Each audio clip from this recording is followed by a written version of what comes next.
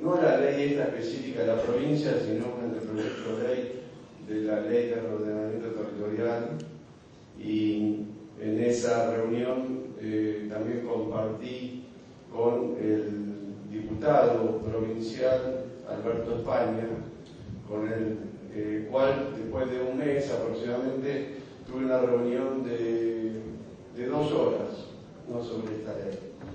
Bueno, básicamente la opinión que quiero dar es que yo soy un ferviente creyente del rol del sector privado en el desarrollo económico, el crecimiento económico y el desarrollo social de cualquier país. Y creo que efectivamente, como dijo el intendente, tiene que haber una articulación entre el sector público y el sector privado, y ambos valorar el aporte que cada uno hacemos. Y en este sentido me parece importante tener el diagnóstico correcto acerca del aporte que viene haciendo el sector privado, no solamente el desarrollador inmobiliario, sino sobre todo las familias, en la construcción del tejido urbano, sobre todo en los últimos 20 años, ¿no? En el cual el sector privado ha cumplido un rol activo y en cierta medida ha, por lo menos, complementado la inversión pública. Y bueno, Tigre es un ejemplo muy claro de cómo el sector privado ha realizado las obras de infraestructura, también infraestructuras troncales, lo que nosotros llamamos las infraestructuras domiciliarias, ha costeado el trazado de las calles, las redes, distintas redes, y ha creado un ámbito urbano, y además luego de inaugurado ha mantenido los barrios. O sea que independientemente de la discusión entre cerrado o abierto, que yo creo que todo urbanista tiene el sueño de un tejido abierto, que hay que tratar de propender a ese tejido abierto, o por lo menos que haya una integración entre los barrios o los desarrollos cerrados y el tejido urbano central, ¿no? Eso es algo que hay que tener muy presente. Pero independientemente de esa discusión, lo que es sin duda muy importante considerar es concretamente ese factor de inversión que ha permitido y que por supuesto ha creado empleo y que ha tenido una función pública muy significativa, porque ha permitido que una cantidad importante de la población encuentre su hábitat a través de este vehículo. Bueno, en el caso específico de Nordelta se han invertido casi 2.000 millones de dólares, que lo han invertido las familias, o sea, la gente. El desarrollo inmobiliario, en definitiva, es un vehículo, una forma organizada de poder llevar a cabo este proceso de inversión. Entonces, me parece que cualquier ley de ordenamiento territorial tiene que tener en cuenta la función, el rol específico que el sector privado está cumpliendo en la creación de valor. Y de acuerdo a eso, tener una política fiscal, digamos. En el caso, recién se habló de la cesión de tierra, concretamente, nosotros vemos que la ley lo que especifica es que este aporte se hace además de lo que exige la ley 8.912. Entonces, en realidad la cesión no sería un 10, sino sería casi un 20%.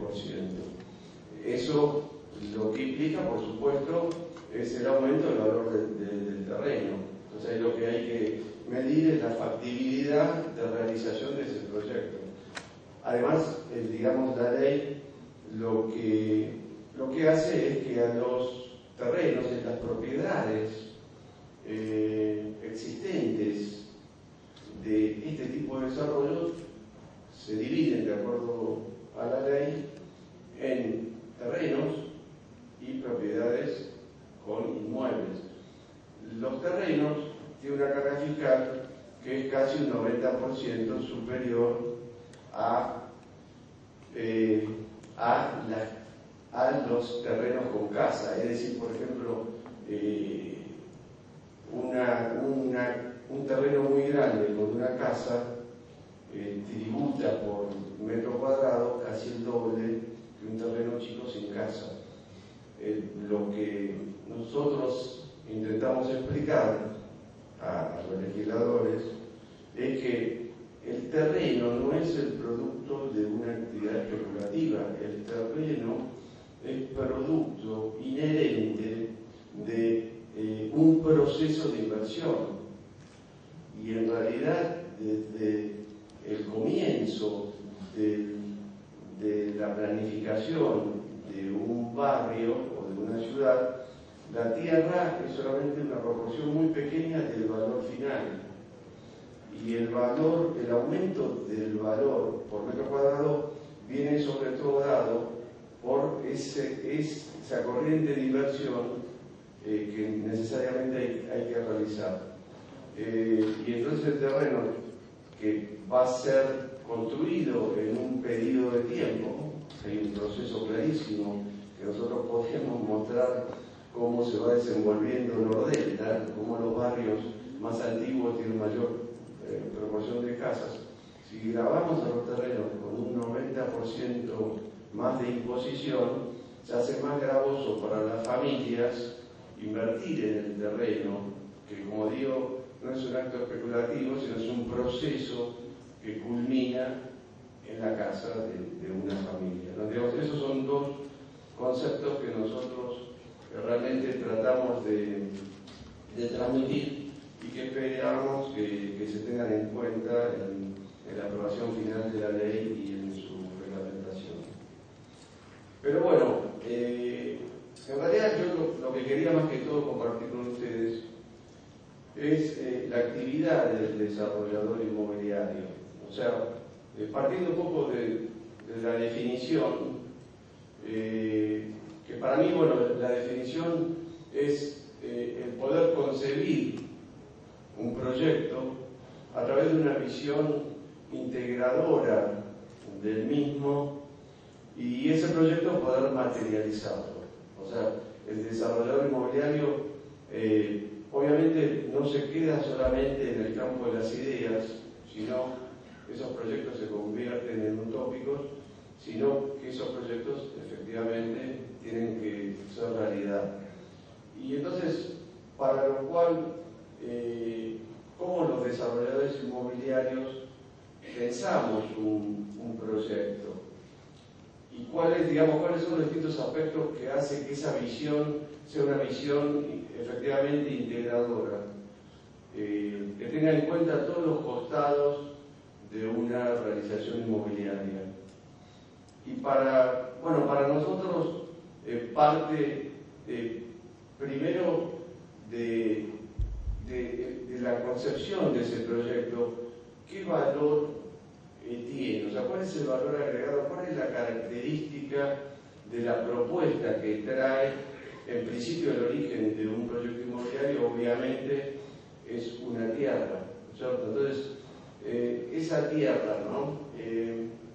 ¿Qué uno puede hacer en esa tierra que constituye en sí mismo un mayor valor agregado? ¿Cuál va a ser la ventaja comparativa de ese proyecto que se nos ocurre a nosotros o que alguien lo ha acercado, ¿cierto? Y a su vez también qué factibilidad tiene, o sea, qué factibilidad de realización tiene. La factibilidad de realización, a su vez, sin duda tiene distintas aristas. Primero, ¿cuál es la escala del proyecto y cuál es el requerimiento financiero? ¿Cuál es el requerimiento financiero y la solvencia que la empresa tiene que tener para efectivamente encarar ese proyecto? O sea, no dejarnos llevar por el entusiasmo inicial sin filtrarlo por la factibilidad que tiene ese proyecto. O sea, ¿qué qué capital tiene la empresa, qué capital tenemos, qué liquidez tenemos, cuál es la inversión que requiere y cuál es el nivel de exposición de ese proyecto y cómo lo voy a poder sostener en el tiempo, incluso cuando ocurren situaciones indeseadas de crisis, de baja de ventas, de no cumplimiento de ventas, ¿no? Eso es realmente muy importante por la longevidad que tienen los proyectos inmobiliarios. Y además que sin duda el desarrollador inmobiliario va construyendo una serie de proyectos y también va construyendo una imagen y un nivel de confianza en el público, en el mercado. Entonces es muy importante el poder sostener esos proyectos, como dije, aún en momentos de crisis. La factibilidad también viene dado por los permisos